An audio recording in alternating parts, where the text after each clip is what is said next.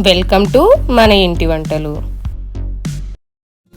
Sunday special చేపల పులుసు గుంటూరు స్టైల్లో ఎలా తయారు చేయాలో ఈ వీడియోలో చూద్దాం. శుభ్రంగా కడిగి పెట్టిన చేపల ముక్కలను తీసుకోవాలి. 5-6 పచ్చిమిరపకాయలు, 2 ఉల్లిపాయలను నిలువుగా కట్ చేసుకొని ఈ చేపల ముక్కల్లో వేసుకోవాలి. దీనిలో 1.5 స్పూన్ సాల్ట్, 1/2 స్పూన్ పసుపు, 3 స్పూన్ల కారం,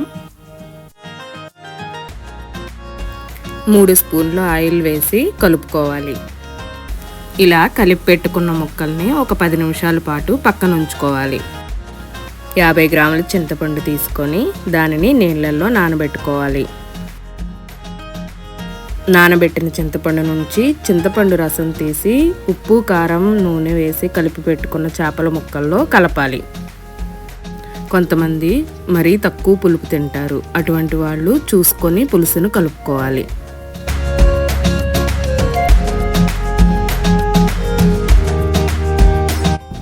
ఇలా కలిపి పెట్టుకున్న చేపల ముక్కలను పావుగంట సేపు స్టవ్ పైన పెట్టి ఉడికించుకోవాలి.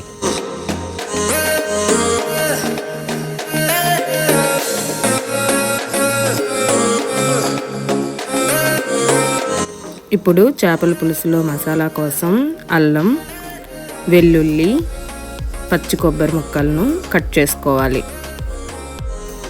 వీటిని పేస్ట్లా తయారు చేసుకోవాలి.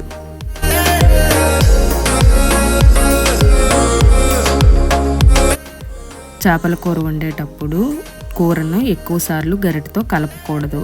దానివల్ల అది చిన్న చిన్న ముక్కలుగా అయిపోతుంది. వీడియోలో చూపించిన విధంగా కదిపిస్తే సరిపోతుంది. ఇప్పుడు తయారు చేసి పెట్టుకున్న అల్లం, వెల్లుల్లి, కొబ్బరి పేస్ట్ను 2 స్పూన్లు కూరలో వేసి కలుపుకోవాలి. దీనిని 5 నిమిషాల పాటు ఉడికించిన తర్వాత కొత్తిమీర వేసి కలుపుకోవాలి. అంతే, నోరూరించే చేపల పులుసు రెడీ అయిపోయింది. గుంటూరు స్టైల్లో చేపల పులుసును ఎలా తయారు చేయాలో ఈ వీడియోలో చూసాం కదా. మరొక మంచి రెసిపీతో మళ్ళీ కలుద్దాం. Please like, share and subscribe మన ఇంటి వంటలు. Tasty and healthy.